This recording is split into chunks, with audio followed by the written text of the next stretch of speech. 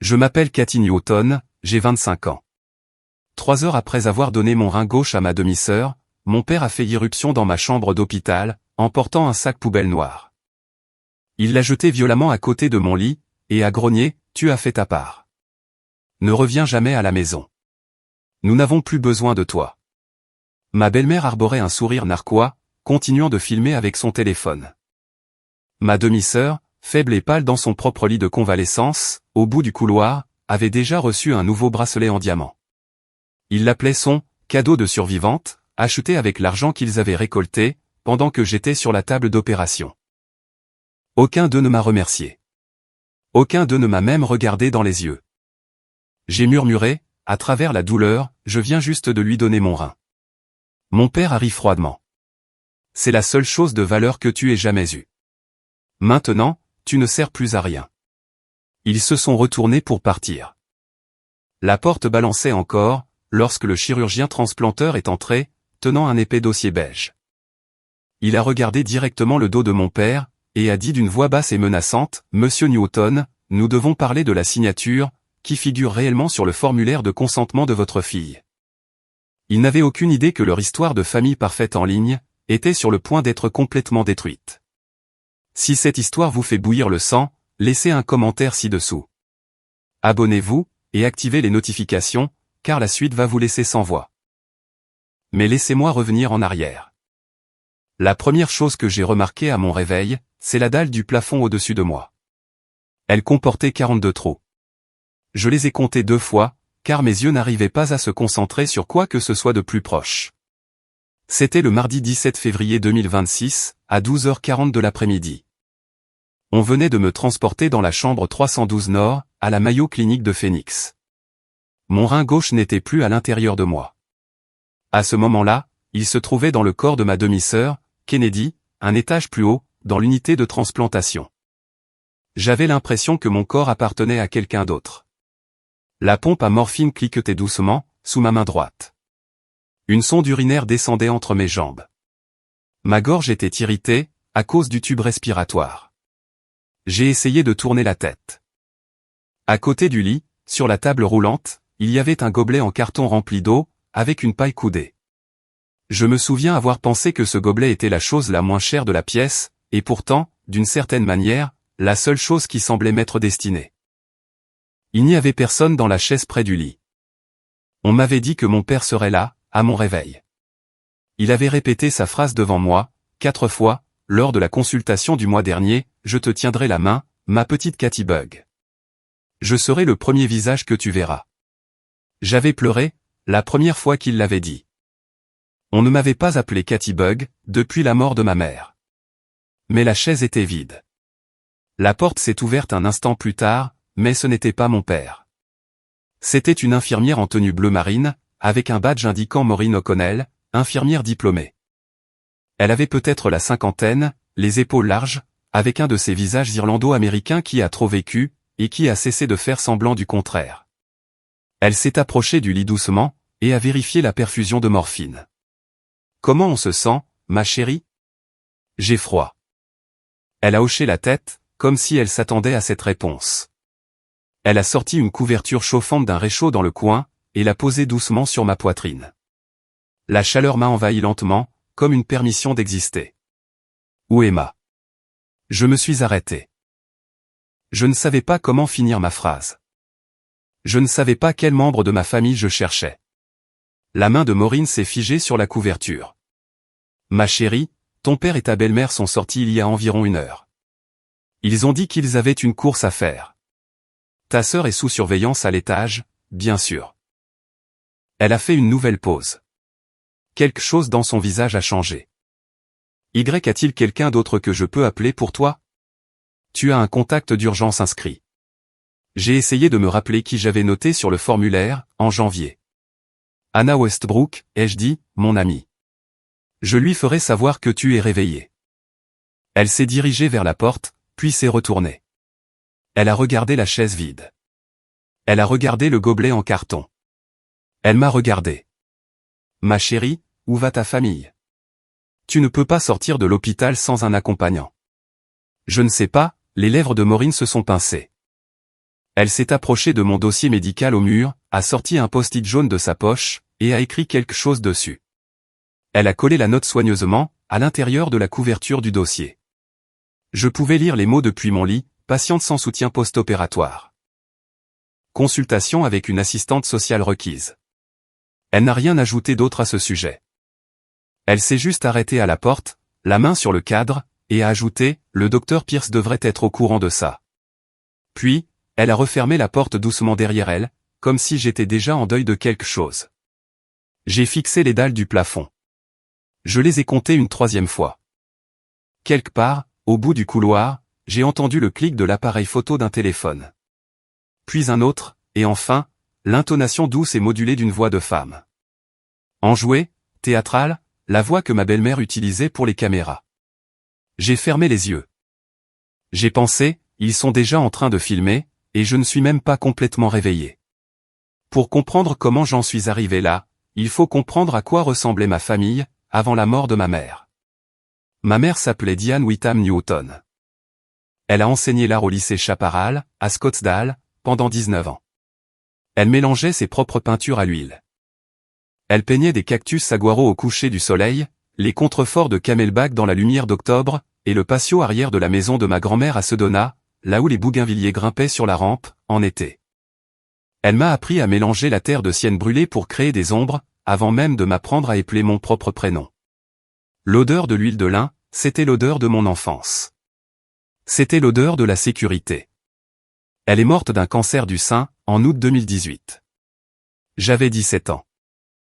Elle en avait 46. Elle était malade depuis 2 ans, à ce moment-là. Elle avait refusé que quiconque, à part mon père, sache à quel point la situation était grave.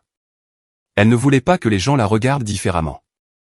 Elle ne voulait pas que sa meilleure amie, Vanessa Caldwell, lui apporte des plats préparés par pitié. Elle ne voulait pas que je perde une année scolaire. Elle voulait que le monde continue de tourner, comme si tout était normal, parce qu'elle croyait que la normalité était un cadeau, que l'on offrait aux gens qu'on aime. Elle avait tort sur ce point, mais je comprenais pourquoi elle y croyait. Vanessa est venue aux funérailles dans une robe noire, qui était plus moulante que la situation ne l'exigeait. Elle tenait le coude de mon père, comme si elle l'étudiait. Elle m'a embrassé sur le front, et m'a dit, « Ma chérie, je vais être là pour toi, quoi qu'il te faille. » 11 mois plus tard, elle l'épousait dans notre jardin. J'avais 18 ans. Je venais de recevoir ma lettre d'admission, à l'Université d'État de l'Arizona. Je me tenais à côté de ma belle-mère, dans une robe de demoiselle d'honneur couleur pêche, que ma mère aurait détestée. J'ai souri, parce que le photographe me l'a demandé. Cette photo est devenue la publication Instagram la plus aimée de ma belle-mère, pendant 2 ans. Ma tante Béa, la jeune sœur de ma mère, qui vivait à Flagstaff et avait été la meilleure confidente de ma mère, n'a pas été invitée au mariage. Elle m'a appelé ce soir-là. J'ai laissé sonner jusqu'au répondeur. J'ai repassé ce message vocal dans ma tête, 1 millier de fois depuis. Cathy, ma chérie, s'il te plaît, appelle-moi quand tu pourras. Je veux juste savoir si tu vas bien. Je ne l'ai pas rappelé. J'avais 18 ans, et j'essayais de survivre dans une maison, qui s'était transformée en scène de théâtre. Et je ne savais pas encore, qu'ignorer tante Béa était la première pièce du piège, dans lequel j'allais tomber. Vanessa a amené sa fille Kennedy avec elle, dans notre maison. Kennedy avait 12 ans. Elle était déjà très mince. Elle avait déjà les yeux attentifs d'une enfant, qui a été élevée devant une caméra. Le premier matin où Vanessa a vécu dans notre maison, elle est descendue dans le peignoir en cachemire de ma mère. Elle est entrée dans la cuisine, s'est versée une tasse de café, s'est appuyée contre le plan de travail, et a dit « Diane ne voudrait pas que ça reste dans le placard, n'est-ce pas ?» Je n'ai rien dit. Ce fut la première leçon que j'ai apprise, concernant ma propre maison. Ne rien dire. 2 mois plus tard, mon père a transporté les peintures de saguaro de ma mère, dans le garage. Il a dit que Vanessa pensait que les murs seraient plus beaux avec des miroirs. Je l'ai aidé à porter la plus petite toile. Je n'ai fait aucun commentaire. J'avais déjà compris. En 2020, quand la pandémie a frappé, Vanessa a quitté son emploi dans la vente de produits pharmaceutiques. Elle a créé un compte Instagram, appelé @NessaNewtonLife.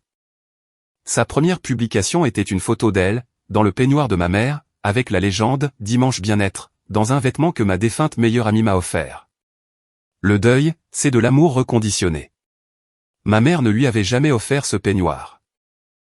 Rien dans cette légende n'était vrai. Ce compte est passé de 4000 abonnés à 89 000 en 18 mois. Sa marque de fabrique, c'était la guérison de la famille recomposée. Son hashtag était bénédiction de famille recomposée.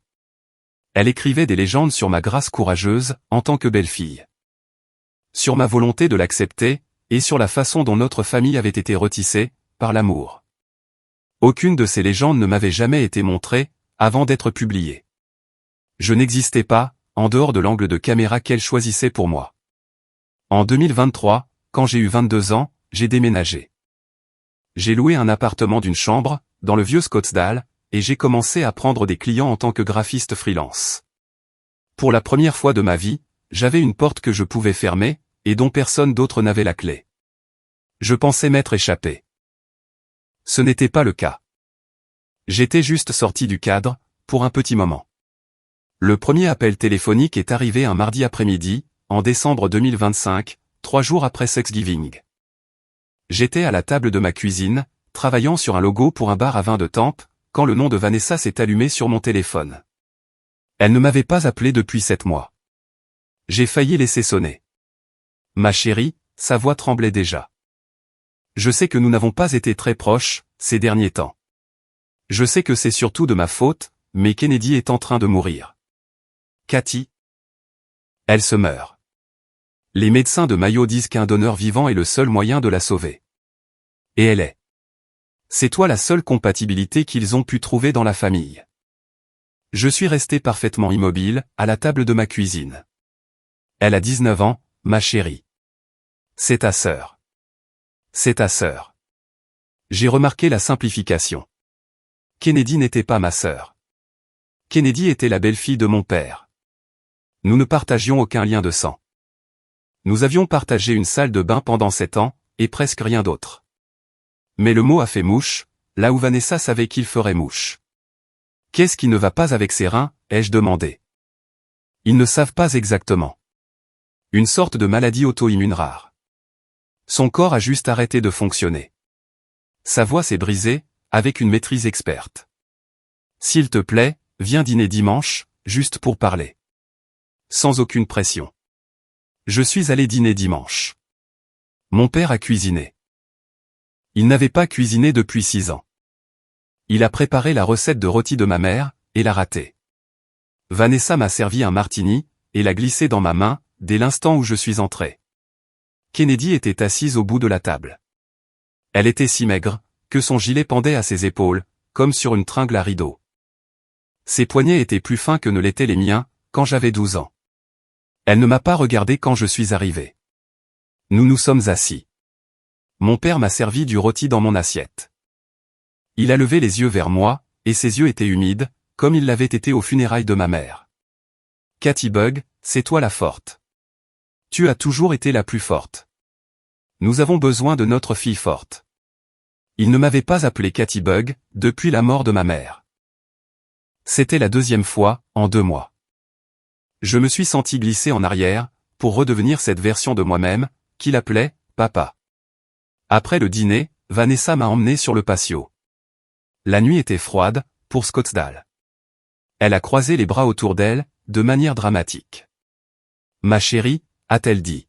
« J'ai une idée qui pourrait nous aider toutes les deux. Tu donnes la vie à Kennedy. Et je te donne le tremplin, pour lequel tu travailles depuis des années. » Je lui ai demandé ce qu'elle voulait dire. Elle m'a répondu, une publication Instagram, une fois Kennedy rétabli et moi guéri.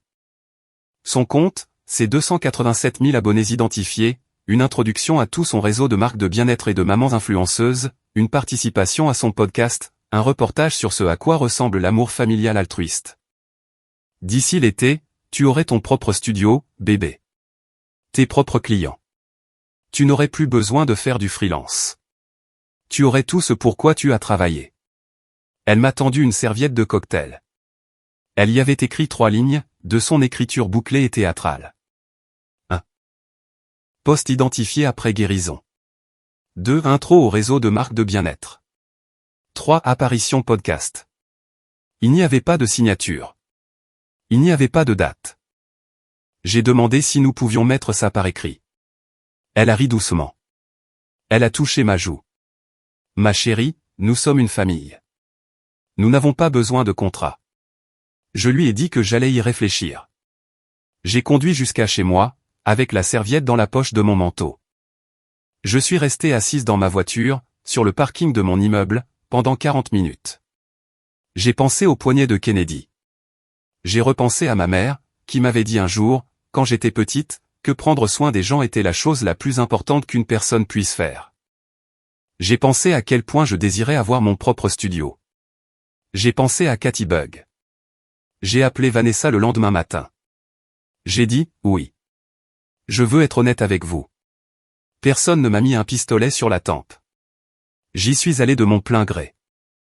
J'ai dit à l'assistante sociale de Mayo, quand elle m'a demandé à 3 reprises si je me sentais poussé par ma famille, que ce n'était pas le cas. J'ai coché la case, sur le formulaire d'évaluation psychologique, indiquant « aucune coercition présente ». J'y croyais. La coercition est un mot difficile à cerner, lorsqu'elle porte le visage de votre père. Le dépistage a duré 5 semaines. J'ai eu des prises de sang, des scanners, une réunion avec un néphrologue, 2 évaluations psychologiques, un électrocardiogramme. La nuit avant l'opération, Anna Westbrook m'a envoyé un message. Elle était la seule amie à qui j'en avais parlé.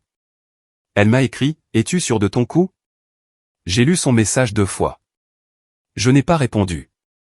J'ai conduit moi-même jusqu'à la Mayo Clinic de Phoenix, à 5 heures du matin, le 17 février. Mon père avait dit qu'il me conduirait. Il ne l'a pas fait. Lui et Vanessa sont arrivés 40 minutes après moi, poussant Kennedy dans un fauteuil roulant. Ils avaient un photographe avec eux. On ne m'avait pas dit qu'il y aurait un photographe. C'était un jeune homme, avec un appareil photo Canon et une batterie externe, et il était là, a expliqué Vanessa, pour documenter le jour le plus courageux de la famille. J'étais assise, dans une blouse en papier, dans la salle d'attente préopératoire. On m'avait posé une perfusion. Les néons bourdonnaient au-dessus de ma tête. Mon père se tenait près du pied de mon brancard, tenant la porte ouverte pour le photographe. Pas pour moi. À 6 heures, mon téléphone a vibré. Anna m'avait envoyé une capture d'écran. C'était une publication de @Nessa Newton Life. L'horodatage indiquait 4 minutes plus tôt. La légende disait, notre donneur ange anonyme est en préopératoire. S'il vous plaît, priez pour son courage. Elle a demandé à rester sans nom. Nous honorerons son cadeau pour toujours. Ange anonyme Kennedy Strong. Je n'avais jamais demandé à rester anonyme. On ne me l'avait jamais demandé. Le message suivant de Anna disait, Cathy, c'est quoi ce bordel? Tu es anonyme. J'ai tapé en réponse, je n'ai jamais accepté d'être anonyme. Je n'avais pas fini d'envoyer le message, quand un homme en blouse, avec une polaire bleu marine, est entré dans la salle. Son badge indiquait Owen Pierce, docteur en médecine, chirurgie de transplantation. Il avait peut-être 49 ans. Les tempes poivre et sel, des yeux qui ne faisaient aucun mouvement inutile. Il a regardé le photographe. Il a regardé mon père. Il a dit d'une voix très calme, la famille dans le hall, s'il vous plaît. Seule la donneuse et l'équipe chirurgicale sont autorisées. Le photographe est parti. Mon père a suivi, après un instant d'hésitation. Le docteur Pierce s'est assis sur un tabouret à roulettes, à côté de mon brancard. Il n'a pas pris le dossier médical. Il m'a regardé. Mademoiselle Newton, avant de procéder ce matin, j'ai besoin de confirmer quelque chose sur vos documents. Il a tiré 2 pages d'un dossier beige, et les a posées sur le lit.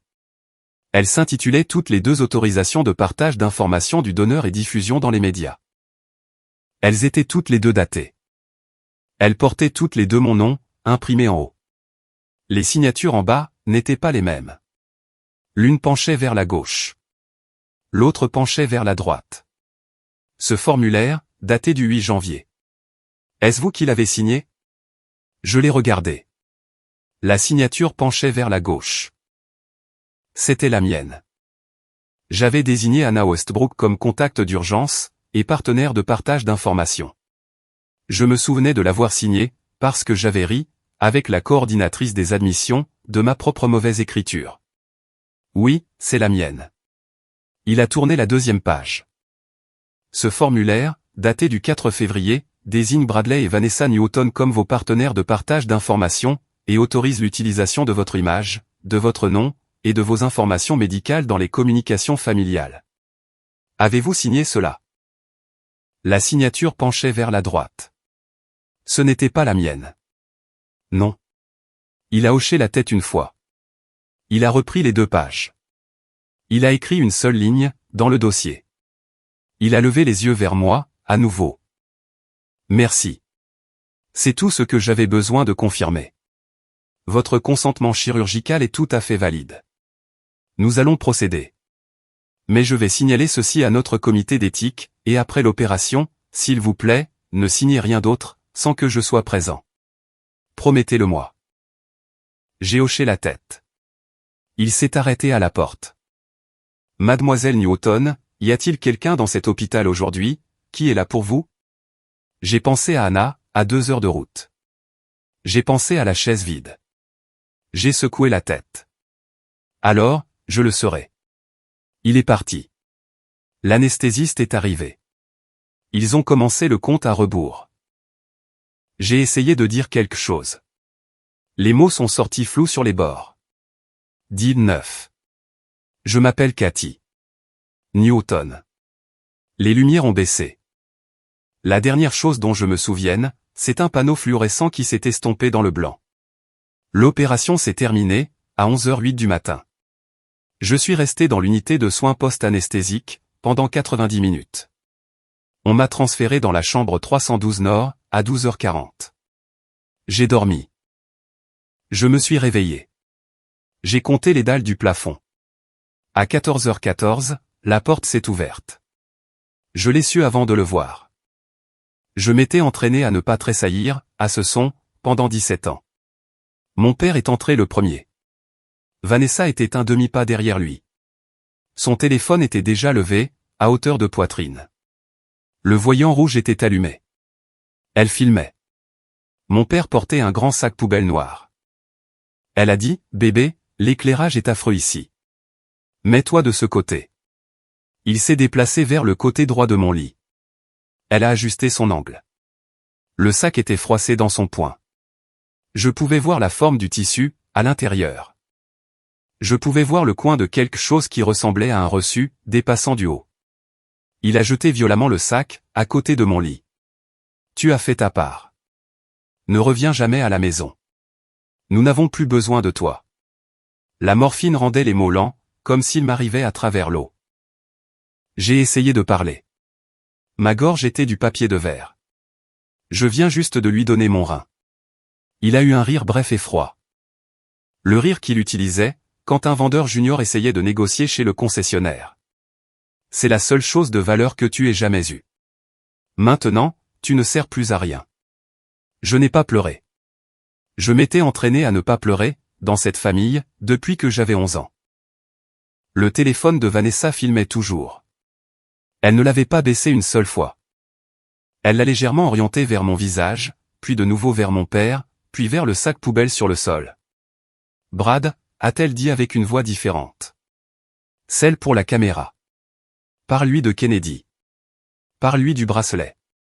Mon père s'est redressé. Il ne m'a pas regardé.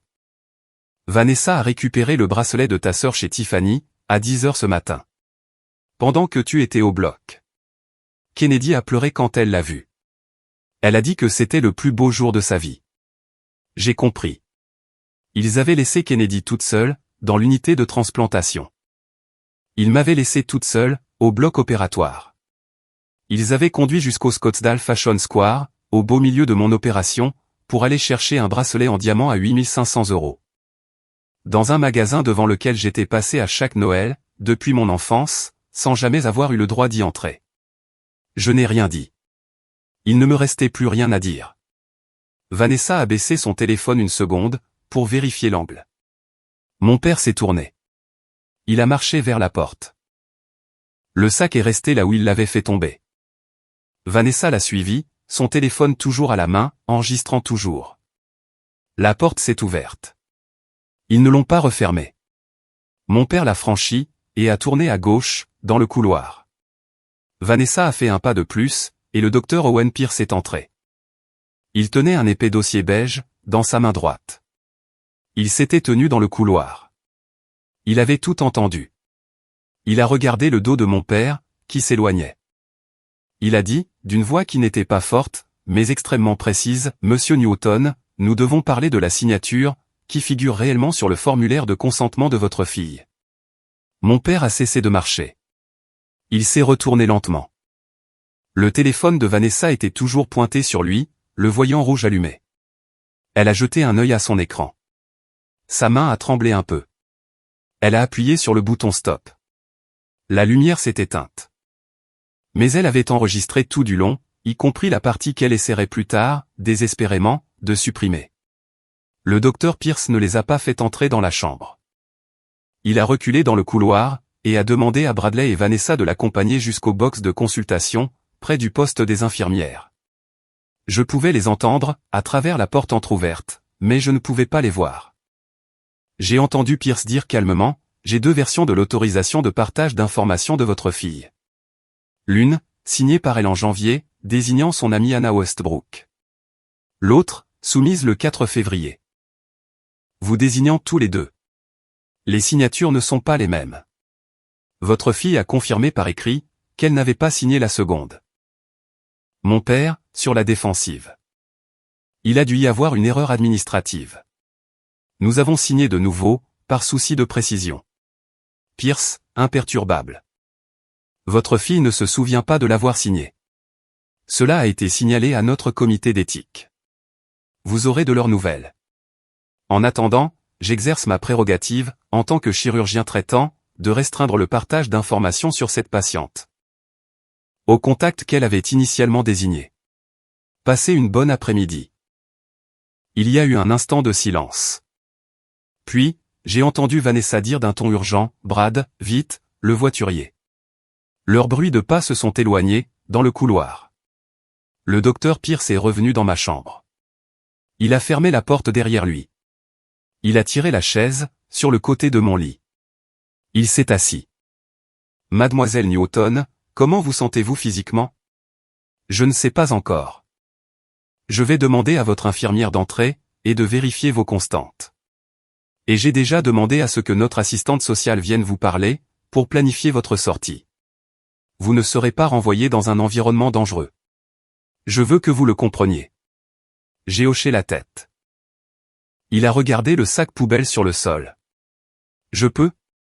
J'ai hoché la tête à nouveau. Il a ramassé le sac, l'a porté jusqu'à la chaise dans le coin, et l'a posé là où je pouvais le voir, mais pas l'atteindre. Il ne l'a pas ouvert. Il n'en avait pas besoin. Il y a un reçu là-dedans, ai-je dit. De chez Tiffany. Il m'a regardé longuement. Je sais. Il s'est levé. Il s'est arrêté au pied de mon lit. Mademoiselle Newton, je vais être très direct avec vous. Ce qui s'est passé dans cette pièce aujourd'hui, n'est pas quelque chose sur lequel j'ai l'autorité d'agir légalement. Mais c'est quelque chose dont j'ai la trace, professionnellement. Car cela s'est produit dans mon unité. Je conserverai ce dossier. Si, à un moment donné, vous décidez que vous le voulez, il sera à votre disposition. Il est parti. Maureen O'Connell est entrée quelques minutes plus tard. Elle ne m'a pas demandé ce qui s'était passé. Elle n'en avait pas besoin. Elle m'a apporté un gobelet de glace pilée, a ajusté ma morphine, et a dit très doucement, « Ma chérie, le comité d'éthique t'appellera dans quelques jours. Ne les évite pas, je ne les ai pas évités. » Ce soir-là, mon téléphone n'a cessé de vibrer. Anna descendait depuis son appartement de Phoenix. Elle avait posé un jour de congé le lendemain. Elle avait déjà réservé un Airbnb d'une chambre à Tampa, à son nom, pour les 6 prochaines semaines de ma convalescence, parce qu'elle ne faisait pas confiance à ma famille, pour m'offrir un endroit sur où guérir. Elle a eu raison de ne pas leur faire confiance. Dès 18h30 ce soir-là, Vanessa avait publié un clip de 14 secondes monté, dans sa story Instagram. Elle avait coupé le mot « inutile ». Elle avait coupé le sac poubelle. Elle avait coupé le rire de mon père. Ce qui restait, c'était Bradley, debout à côté de mon lit, l'air épuisé, disant seulement « Tu as fait ta part ». Elle avait ajouté une légende. Un moment vrai, entre mon mari et notre ange anonyme. De l'amour vrai. De l'épuisement vrai. Une vraie famille. Ange d'honneur moment brut. La vidéo a obtenu 12 000 j'aime, en 2 heures. Dans la section des commentaires, une personne avec un petit compte privé a écrit « Pourquoi la donneuse n'apparaît-elle dans aucune de vos publications? Où est-elle » Le commentaire a reçu 23 j'aime, avant que Vanessa ne le remarque et ne le supprime. Mais, à ce moment-là, Anna en avait déjà fait une capture d'écran. À ce moment-là, les captures d'écran commençaient déjà à s'accumuler. À ce moment-là, les images non montées attendaient toujours, dans la sauvegarde automatique CapCut sur l'iCloud de Vanessa, où elle n'avait pas encore pensé à faire le ménage. À ce moment-là, très discrètement, quelque part au 2e étage du centre de transplantation de la Mayo Clinic de Phoenix, le docteur Owen Pierce était assis à son bureau, et commençait à prendre des notes. 2 jours après l'opération, le comité d'éthique m'a appelé. La bioéthicienne s'appelait Dr Rosalind Thatcher. Elle semblait plus âgée, au son de sa voix, avec ce calme délibéré, propre à quelqu'un qui avait passé des décennies à écouter des personnes en détresse. Elle m'a dit, dès le début de l'appel, que son travail n'était pas d'enquêter sur ma famille. Son travail était de déterminer si j'avais été en mesure de prendre une décision libre et éclairée, concernant le don de mon rein. Mademoiselle Newton, je ne vous pose des questions que sur vous. Je ne monte pas un dossier contre qui que ce soit. Comprenez-vous? J'ai répondu oui. Nous avons discuté, pendant 52 minutes. Je lui ai parlé du dîner de dimanche. Je lui ai parlé de mon père, m'appelant Cathy Bug. Je lui ai parlé de la serviette de cocktail, avec ses 3 lignes sans signature. Je lui ai parlé de la promesse de Vanessa, concernant ses 287 000 abonnés. Je lui ai parlé du moment où je me suis assise sur le parking de mon immeuble, pendant 40 minutes, et où j'ai fait mon choix. Je lui ai dit que j'avais coché la case « Aucune coercition » sur le formulaire. Elle ne m'a pas interrompu. Quand j'ai eu terminé, elle a dit très doucement « Mademoiselle Newton. La case que vous avez cochée n'est pas invalidée par ce que vous venez de me dire. Les personnes victimes de coercition cochent souvent cette case. C'est précisément là tout le problème. Nous allons ajouter votre déclaration à votre dossier. Le docteur Pierce s'enquiert de votre bien-être tous les jours. Depuis votre opération. Je vais lui transmettre ceci, avec votre permission. J'ai donné ma permission. Elle a ajouté, Mademoiselle Newton, je veux que vous sachiez quelque chose. Vous n'êtes pas la première patiente, à qui je parle, à me décrire une visite au chevet d'un lit d'hôpital, semblable à celle que vous m'avez racontée il y a 2 jours. Vous n'êtes pas seul. J'ai pleuré, pour la première fois depuis l'opération. Silencieusement, le téléphone pressé contre mon oreille, pour que Maureen O'Connell, qui changeait ma poche de perfusion, ne le remarque pas. Elle l'a remarqué. Elle n'a rien dit. Anna m'a conduite, de la Mayo Clinic de Phoenix à l'Airbnb de Tampa, le matin du 21 février. Elle avait chargé la voiture avec des oreillers supplémentaires, mon ordinateur portable, 3 vêtements de rechange qu'elle avait récupérés dans mon appartement, et un carnet Moleskine, qu'elle avait acheté à la librairie de 1000 Avenue. Elle m'a tendu le carnet, le 2e jour de ma convalescence. Tu vas avoir envie d'écrire des choses. Je n'ai rien écrit dedans, pendant 2 semaines. J'ai dormi. J'ai guéri. J'ai regardé l'échymose sur mon abdomen changer de couleur. J'ai lu les instructions de sortie, encore et encore. J'ai évité les réseaux sociaux. Anna m'apportait de la soupe. Elle refusait de me laisser regarder le compte de Vanessa. Le soir du 3 mars, 14 jours après l'opération, j'ai pris le carnet pour la première fois. J'ai écrit une seule phrase, en haut de la première page. Les choses qui ne collent pas. Puis, j'ai fait une liste. 1. Bracelet Tiffany, $8 500, acheté à 10h23, le jour de l'opération, pendant que j'étais sur la table. 2. GoFundMe, $326 000 récoltés depuis décembre.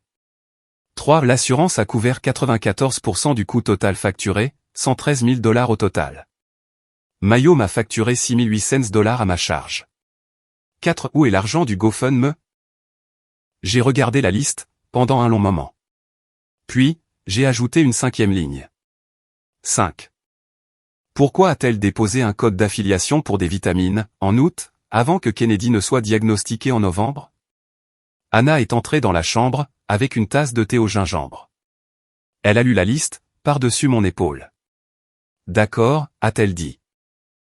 Organisons ça comme une vraie enquête. Elle a apporté son ordinateur portable. Elle a ouvert un nouveau fichier Google Sheets. Elle a créé 4 colonnes, date, publication de Vanessa, affirmation, réalité financière. Pendant 3 jours, nous avons remonté le fil de 18 mois de @Nessa Newton Life. Nous avons fait des captures d'écran des légendes. Nous avons croisé les chronologies. Nous avons vérifié les versions archivées, grâce à la Wayback Machine, car certaines publications avaient déjà commencé à disparaître. La 3e nuit, le tableau comptait 52 lignes. La ligne la plus accablante, celle qui a fait arrêter Anna de taper pour s'adosser à sa chaise, concernait le partenariat de Vanessa pour les vitamines. En août 2025, Vanessa avait déposé un code d'affiliation, pour une marque de bien-être appelée Brave Daily. Elle avait publié une story pour le fêter, tellement excitée de partager ce nouveau partenariat. D'autres choses à venir. En septembre, elle avait publié de vagues stories sur Kennedy, en disant qu'elle luttait, qu'elle avait besoin de plus d'amour, et qu'elle menait une bataille privée. En novembre, Kennedy avait été admise à Mayo, pour insuffisance rénale. En décembre, la cagnotte GoFundMe avait été lancée. En février, le code Brave Daily, BAV15, était utilisé dans chaque story concernant l'opération de Kennedy. Elle avait déposé le code, 3 mois avant le diagnostic de sa fille. Elle a répété l'histoire, a dit doucement Anna, avant même d'avoir une victime. J'ai écrit cette phrase dans mon Moleskine. Je l'ai souligné 2 fois. C'est Anna qui a trouvé le 2e reçu, celui qui a tout fait basculer. Elle faisait défiler la grille de photos de Vanessa, tard un soir, quand elle s'est arrêtée sur une publication du 8 octobre 2024. La photo montrait un sac Hermès Birkin 30 couleur taupe, un sac à main de $12 000, déballé sur le plan de travail de la cuisine de Vanessa. La légende disait, prendre soin de soi, après une saison familiale difficile. Investir sur moi-même, me semble juste. Faites-vous plaisir dimanche bien-être.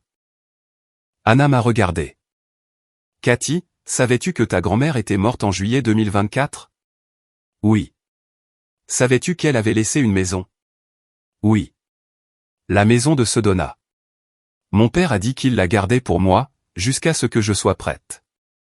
Anna a ouvert un nouvel onglet. Elle a tapé une adresse dans Zillow.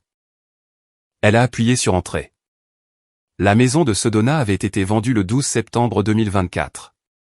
Pour $580 000, à un promoteur de Phoenix, soit 26 jours avant que Vanessa ne déballe le sac Birkin. Je suis restée assise sur le lit. J'ai regardé l'écran, et j'ai senti que quelque chose à l'intérieur de moi, devenait très froid et très silencieux. Je veux parler à ma tante, ai-je dit. Anna m'a tendu le téléphone. Tante Béa a répondu à la 2e sonnerie. Je ne l'avais pas appelée depuis 6 ans. Cathy. Tante Béa, je crois que j'ai fait une erreur. Ma chérie, qu'est-ce que Vanessa a encore fait cette fois? Je lui ai parlé du rein. Je lui ai parlé du sac poubelle. Je lui ai parlé du sac Birkin, et de la maison de Sedona. Il y a eu un long silence, à l'autre bout de la ligne. Ma chérie, a-t-elle fini par dire. J'ai une boîte pour toi. Ta grand-mère me l'a donnée, avant de mourir. Elle m'a fait promettre de la garder, jusqu'à ce que tu sois prête. J'attendais que tu m'appelles. Elle est descendue de Flagstaff, 3 jours plus tard. 2h30 de route, dans une vieille Subaru qui sentait le cèdre et la fumée de bois. Elle a monté les escaliers de l'Airbnb, en portant une boîte à chaussures à 2 mains, comme si c'était du verre. Elle l'a posée sur la table de la cuisine. Elle l'a ouverte. Sur le dessus de ce qui s'y trouvait, il y avait une enveloppe scellée, qui m'était adressée. De l'écriture penchée et soignée de ma grand-mère, pour Cathy. Quand elle sera prête. Je l'ai tenue longuement, avant de l'ouvrir. La lettre tenait sur 2 pages manuscrites. Elle était datée du 12 mai 2024, soit 8 semaines avant la mort de ma grand-mère. Cathy, ma chérie. Je sais que ton père n'a pas été un père pour toi, depuis longtemps. Je sais que Vanessa n'a pas été une mère. Je t'ai légué la maison de Sedona, car cette maison était l'endroit préféré de ta mère. Elle avait l'habitude d'y peindre le patio arrière, au coucher du soleil. Le bougainvillier fleurit fin juin. Ne les laisse pas te prendre ça. Je t'aime pour toujours, grand-mère. J'ai pleuré sur la lettre. Sous la lettre, il y avait 2 autres documents. Le premier était le testament de ma grand-mère, daté de juin 2024, correctement notarié, dont son médecin et sa coiffeuse avaient été témoins, et qui léguait la maison de Sedona, ainsi que le contenu de son compte épargne, à Catherine Diane Newton. Le second était une photocopie d'un testament antérieur, daté de 2015, à une époque où ma grand-mère avait été brièvement confuse concernant ses finances, après le décès de son mari. Il léguait la maison de Sedona à mon gendre, Bradley Newton, en fiducie pour le bénéfice de la famille. Il n'avait jamais été finalisé comme un véritable testament. C'était un brouillon. Il n'avait jamais remplacé le testament de 2024. Mais Bradley avait soumis le brouillon de 2015, au tribunal des successions, en août 2024, 3 semaines après le décès de ma grand-mère. Le tribunal l'avait accepté, car personne ne l'avait contesté. La maison avait été vendue le 12 septembre. L'argent avait été versé sur un compte joint, qu'il détenait avec Vanessa. Tante Béa a dit très doucement, « Ma chérie, c'est une fraude. C'est une fraude successorale. Il y a des gens qui vont en prison pour ça. » J'ai répondu, « Je ne veux pas qu'il aille en prison. » Elle m'a regardé pendant un long moment. « Que veux-tu ? » ?»« Je veux que tout le monde sache. » Elle a hoché la tête, une fois. Elle a refermé la boîte à chaussures. Elle a posé sa main sur la mienne. « Alors, assurons-nous que tout le monde le sache. » Je dois mentionner brièvement ce qui se passait, avec ma belle-mère, pendant ces semaines. Elle a commencé à se manifester. La première fois, c'était un samedi après-midi de fin mars. J'étais dans l'Airbnb de Tante depuis 5 semaines. J'étais assise sur le canapé, mon ordinateur portable ouvert, quand on a frappé à la porte. Anna était au travail. J'ai regardé dans le Judas. Vanessa se tenait sur le paillasson, tenant une salade sweet green, et un bouquet de pivoine blanche. Elle souriait. J'ai ouvert la porte, d'une 15aine de centimètres. « Comment savais-tu que j'étais là ? » Localisez mon iPhone, ma chérie. Nous sommes toujours sur le forfait familial. Elle l'a dit comme si c'était une évidence, comme si c'était de l'affection. Je peux entrer, juste 1 minute. Elle est entrée. Elle a posé les pivoines sur le comptoir de la cuisine. Elle a déposé une enveloppe sur la table. Ton père et moi voulons nous assurer que tu sois à l'aise financièrement pendant ta convalescence. J'ai pris l'enveloppe.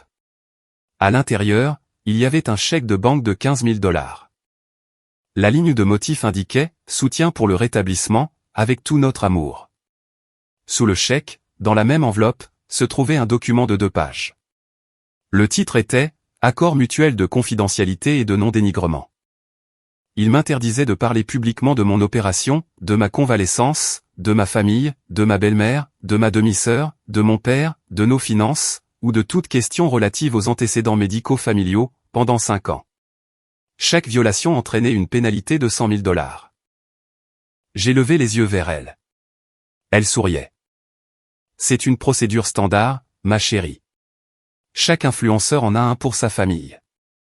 C'est juste pour que nous soyons tous protégés. Protégés de quoi ? Elle n'a pas répondu. Elle a penché la tête. Si tu ne signes pas, j'aurai besoin que tu trouves un autre endroit, pour te rétablir. Ton père et moi ne pouvons pas continuer à payer, pour des endroits comme celui-ci.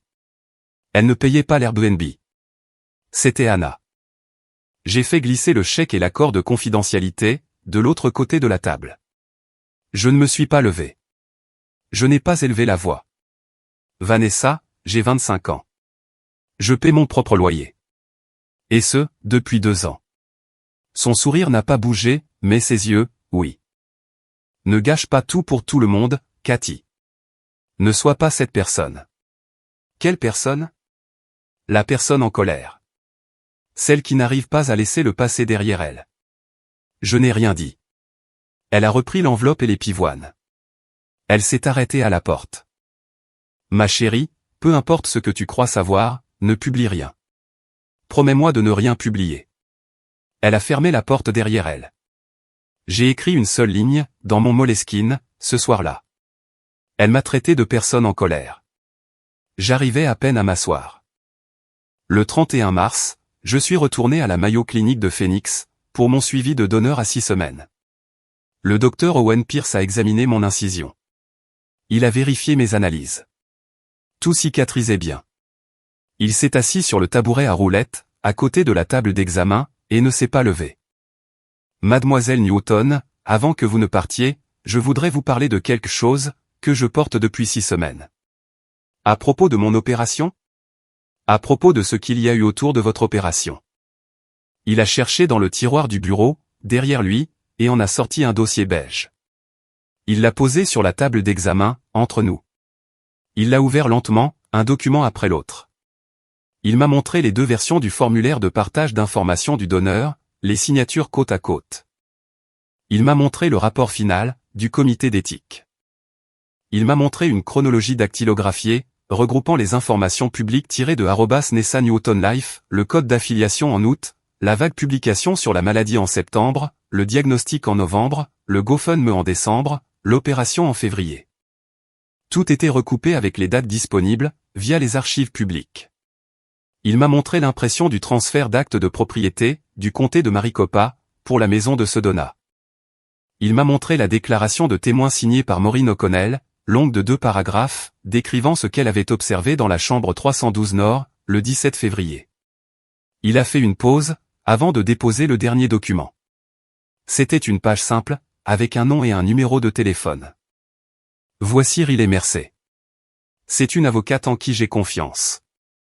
Je lui ai parlé, sans utiliser votre nom, des contours généraux de cette situation.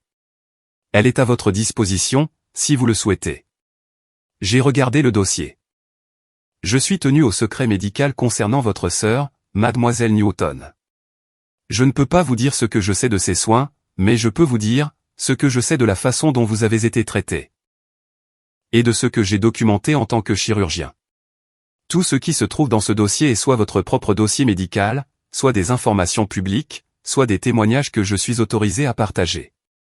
Rien de tout cela ne repose sur les données de votre sœur. J'ai demandé, pourquoi faites-vous ça? Il a réfléchi un instant. Mademoiselle Newton, je suis tenu de vous poser une question. J'ai attendu. Qu'aurait fait votre mère? Je suis resté parfaitement immobile. J'ai pensé à elle, peignant le patio arrière à Sedona.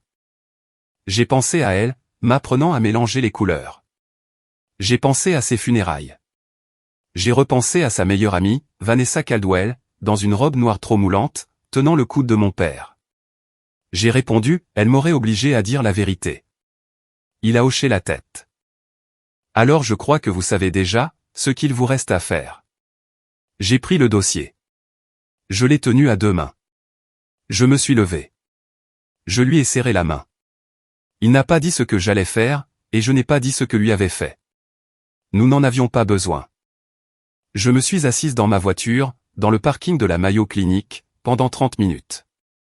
J'ai appelé Anna. Anna, je suis prête. Prête pourquoi? Pour faire la vidéo. L'avocate s'appelait Riley Mercer, et c'était une avocate spécialisée dans le droit des médias, avec ce genre de calme efficace qui ne fait perdre de temps à personne. Elle nous a rencontrés, Anna et moi, le dernier samedi d'avril, dans son bureau sur Camelback Road. Tante Béa nous a rejoints par FaceTime, depuis Flagstaff. Nous avons étalé chaque document. Riley les a examinés pendant 90 minutes, sans parler. Puis, elle s'est adossée à sa chaise. La vérité est une défense absolue contre la diffamation. Vous avez des preuves pour chaque affirmation factuelle, que vous avez l'intention de faire. Votre vidéo, si elle s'en tient à ce que vous avez documenté, et à votre propre expérience, relève de la liberté d'expression protégée par le premier amendement. Ils ne peuvent pas vous poursuivre, pour avoir dit la vérité sur ce qui vous est arrivé. Ils menaceront de le faire. Mais ils ne gagneront pas. J'ai répondu, je ne m'inquiète pas d'être poursuivi. Je m'inquiète d'être dans mon droit. Elle m'a regardé attentivement. Mademoiselle Newton, être dans son droit ne suffit pas. Vous devez aussi décider, de ce avec quoi vous êtes prête à vivre par la suite. Certaines personnes publient la vérité, et se sentent libres. D'autres publient la vérité. Et découvrent que le silence qui s'ensuit est plus difficile que prévu. Vous devez savoir quelle personne vous êtes, avant de cliquer sur Publier. J'y ai réfléchi pendant une semaine. Vers les derniers jours d'avril, Vanessa avait commencé à supprimer discrètement d'anciennes publications Instagram. Elle n'avait pas réalisé que Anna archivait tout, en temps réel, via la Wayback Machine. Elle a supprimé 23 publications en 9 jours. Chaque publication supprimée devenait une preuve de plus.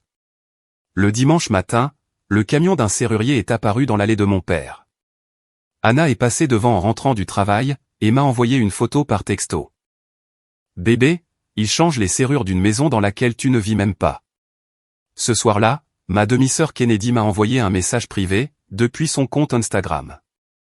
Nous ne nous étions pas parlé depuis 11 semaines. Elle a écrit 3 mots, est-ce que ça va? Je n'ai pas répondu. Elle a réécrit 10 minutes plus tard, maman se comporte bizarrement.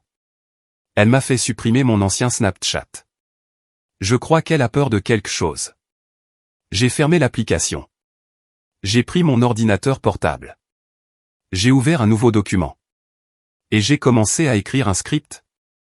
Il m'a fallu 4 nuits, pour écrire 4 minutes de vidéo. Je l'ai écrite de la même manière que Pierce m'avait parlé. Calme, précise, retenue. J'ai rayé tous les adjectifs qui théâtralisaient le chagrin. J'ai rayé toutes les phrases qui imploraient la pitié. J'ai réécrit l'introduction 11 fois. Le dimanche soir, 3 mai, à 1h18 du matin, je me suis assise sur le lit, dans l'Airbnb de Tampes. Le mur derrière moi était blanc.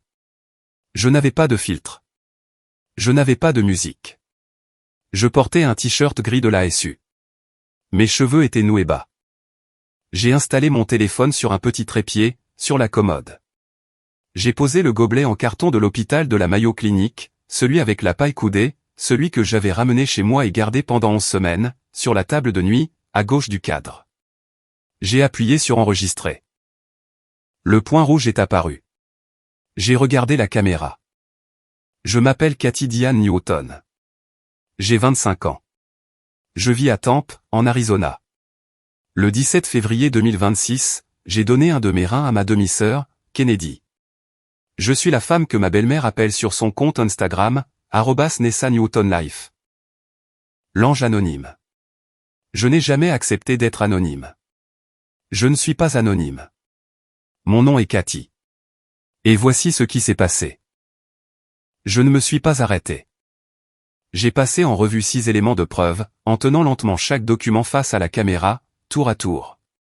Le premier, était une capture d'écran de la publication sur l'ange anonyme de Vanessa. J'ai dit, je n'ai jamais donné mon consentement pour ces termes. Je n'ai jamais demandé à rester sans nom. Le deuxième, était une capture d'écran de la page GoFundMe, qui avait récolté $326 000. Je l'ai tenu à côté du résumé de patiente de la Mayo Clinic, montrant que l'assurance avait couvert 94% des coûts totaux. La campagne a permis de récolter plus de 6 fois ce que ma famille devait payer de sa poche. Je devais $6 800 pour l'opération, pour laquelle elle avait récolté $326 000. Rien de cet argent n'a été justifié publiquement.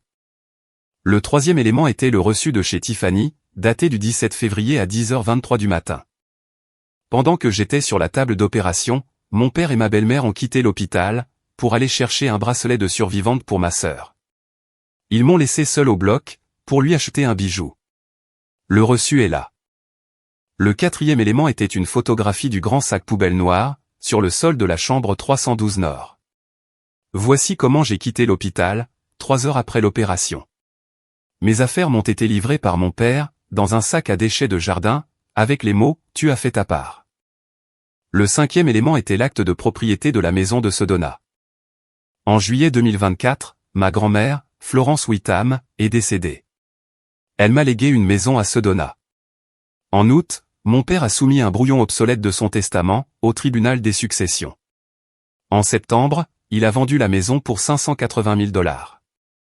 En octobre, ma belle-mère a acheté un sac Hermès Birkin à $12 000, et a publié une photo pour ses 287 000 abonnés, avec la légende « Prendre soin de soi », après une saison familiale difficile. Je ne demande pas à récupérer la maison. Je demande simplement que la vérité existe, quelque part en dehors de ma propre tête. Le sixième élément fut le plus difficile. J'ai dit à la caméra, il y a 2 jours, j'ai reçu un message anonyme sur Reddit, de la part d'une personne disant être abonnée à ma belle-mère depuis des années. Une source, qu'elle a refusé de nommer, lui avait envoyé 14 secondes d'images iCloud non montées. Ma belle-mère a filmé le moment où mon père est entré dans ma chambre d'hôpital, 3 heures après l'opération.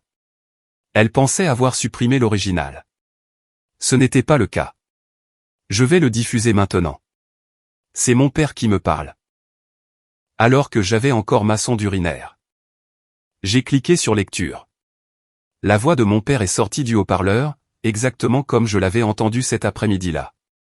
C'est la seule chose de valeur que tu aies jamais eue. Maintenant, tu ne sers plus à rien. J'ai laissé le silence s'installer un instant, après la fin de l'extrait. J'ai regardé la caméra. Je ne publie pas ceci par vengeance. Je publie ceci, parce que ma belle-mère raconte à 287 000 inconnus, une version de ma vie qui m'efface. Je publie ceci parce que, lorsque vous construisez une marque sur le corps de quelqu'un d'autre, cette personne finit par se réveiller. Et se souvient de son propre nom. Je suis Cathy Newton. Ma mère était Diane Newton. Ma grand-mère était Florence Whitham. Je descends de femmes qui disaient la vérité, même quand cela leur coûtait. Alors, voici la vérité. Merci de m'avoir écouté. J'ai appuyé sur stop. La vidéo durait 4 minutes et 11 secondes. Je ne l'ai pas montée. Je ne l'ai pas coupée. Je l'ai téléchargée directement sur Reddit, sur un subreddit appelé @RZBNarcissiste, à 1h26 du matin, sous le titre « Je suis l'ange anonyme de @NessaNewtonLife ». Je ne suis plus anonyme. Je l'ai publié sur 3 autres communautés. Je l'ai téléchargé sur TikTok, sous un nouveau compte, à mon propre nom légal. Le premier commentaire est apparu à 1h48. Bordel. Je suivais @NessaNewtonLife. J'ai acheté un t-shirt Brave 15 le mois dernier. Je suis tellement désolé. Anna était assise sur le sol de la chambre, regardant la barre de téléchargement se remplir. Quand elle a atteint 100%, elle m'a regardé. Maintenant, on pose le téléphone. Je l'ai fait. Et je me suis endormi. J'ai dormi pendant 9 heures. Lundi matin à 9 heures, la vidéo TikTok avait 4,8 millions de vues. Lundi à midi, le hashtag Anonymous Angela Zanam, l'ange anonyme a un nom, était en 6e position des tendances aux États-Unis. Lundi soir, mon téléphone comptait 2400 messages privés non lus. Je ne les ai pas lus. Anna les a lus. Elle a signalé ceux des journalistes, des autres donneurs vivant avec des histoires similaires, et des femmes qui suivaient discrètement @NessaNewtonLife depuis des années, et qui avaient ressenti un malaise, sans trop savoir pourquoi.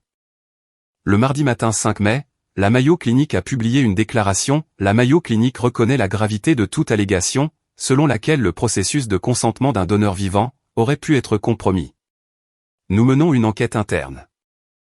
Notre priorité reste le bien-être de chaque donneur, qui place sa confiance dans nos soins. Le docteur Owen Pierce avait réussi à faire passer cette déclaration par le comité d'éthique, en moins de 72 heures. Le mardi après-midi, la marque de vitamines Brave Daily a discrètement rompu son contrat de sponsoring avec Vanessa. Mardi soir, 31 autres marques s'étaient désabonnées de son compte. Mercredi, GoFundMe avait suspendu la campagne Kennedy Strong, dans l'attente d'une enquête interne, et d'une possible procédure de remboursement des donateurs. Le nombre d'abonnés a commencé à chuter. 287 000, 261 000, 218 000.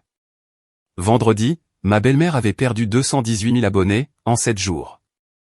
Ce qui restait, 69 000, n'était qu'une fraction de ce sur quoi elle avait construit son identité. Mon père n'a pas perdu son emploi. Pas exactement. Le groupe pense que l'a réaffecté du BMW de Scottsdale, vers une plus petite franchise à Chandler. La concession de Scottsdale s'était construite sur la clientèle de femmes d'une 50aine d'années, qui suivaient des influenceuses bien-être. Exactement la démographie que Vanessa avait cultivée. Elles ont cessé de venir.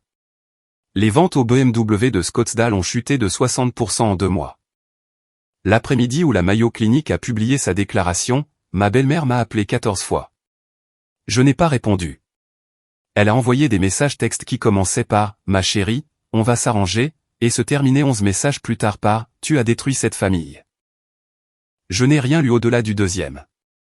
Anna a lu le reste, et m'en a fait le résumé. Le vendredi matin 8 mai, ma demi-sœur Kennedy a pris l'avion à l'aéroport de Phoenix Sky Harbor, et s'est envolée pour Denver.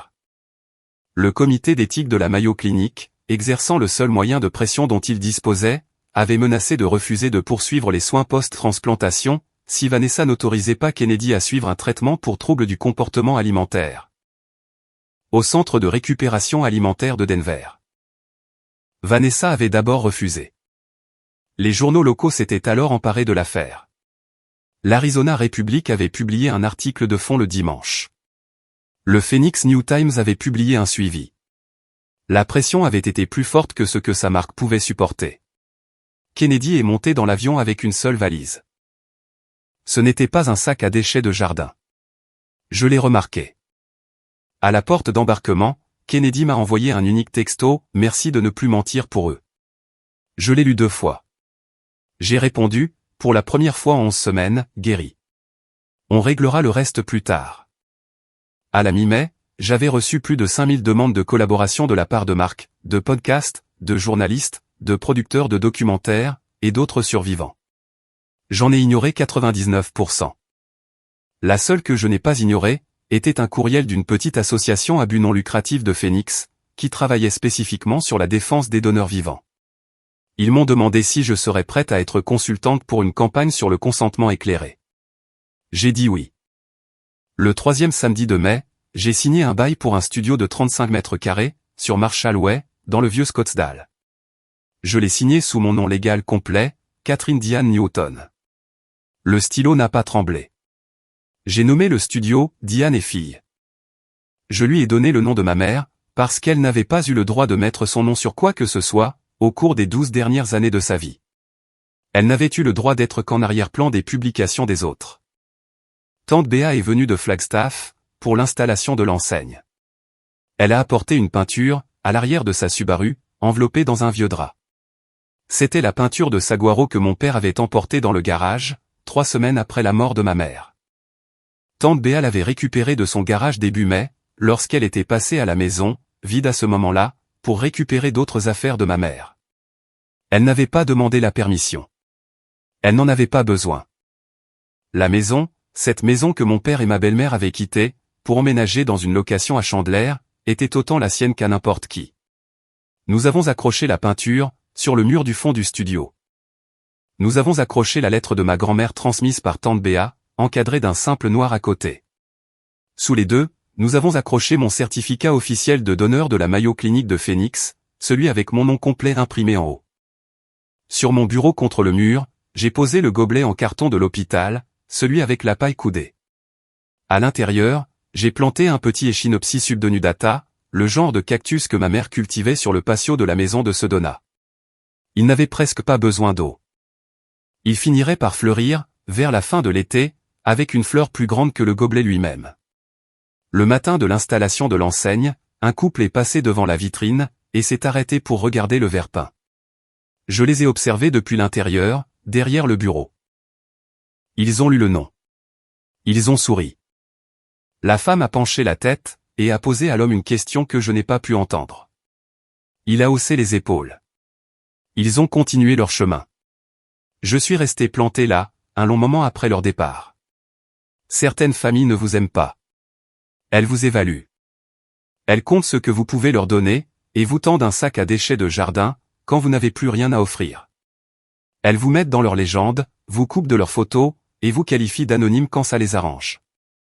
Elles prennent la maison de votre grand-mère, et elles appellent ça prendre soin de soi. Mais vous n'êtes pas un sac à déchets de jardin. Vous êtes une personne avec un nom, et les preuves se trouvent toujours quelque part.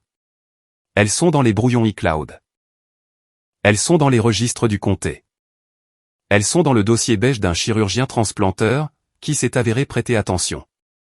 Elles sont dans la boîte à chaussures, que votre grand-mère a gardée dans le grenier de votre tante, pendant 14 ans. Elles sont sur un post-it jaune. Qu'une infirmière irlando-américaine a écrit, à l'intérieur de votre dossier médical, à 15 heures, le pire jour de votre vie. Quand vous les trouvez, vous n'avez pas besoin de crier. Vous n'avez qu'à parler clairement. Je m'appelle Cathy Diane Newton. Je descends de femmes qui disaient la vérité. Et je dirai la vérité, moi aussi. Si vous avez une Vanessa dans votre vie, qui qu'elle soit, avec quelque soin qu'elle ait construit sa marque, j'espère que vous savez que vous avez le droit de poser la caméra. J'espère que vous savez que le silence qu'elle a exigé de vous, ce n'est pas de la loyauté. C'est une monnaie d'échange. c'est la seule monnaie d'échange qu'il lui reste. Et vous avez le droit de cesser de la dépenser. J'arrose le cactus le mardi. Et je garde le gobelet en carton. Si cette histoire est parvenue jusqu'à vous, parce que quelque chose y résonne avec votre propre vie, laissez un commentaire. Dites-moi à quoi vous avez survécu. Dites-moi de quoi vous guérissez. La section des commentaires sous cette vidéo est devenue, ces dernières semaines, la pièce la plus honnête dans laquelle je me sois jamais trouvé. Vous n'y serez pas seul. Abonnez-vous, si vous souhaitez rester. Partagez, si vous connaissez quelqu'un qui a besoin de l'entendre. Et si vous m'écoutez encore, merci. Merci d'être le public que ma belle-mère pensait avoir mérité, et qui s'est avéré être le mien. Le bougainvillier fleurit fin juin. Je serai à Sedona, cet été. Mon nom est Cathy Newton. Et je ne suis plus anonyme. Fin du script.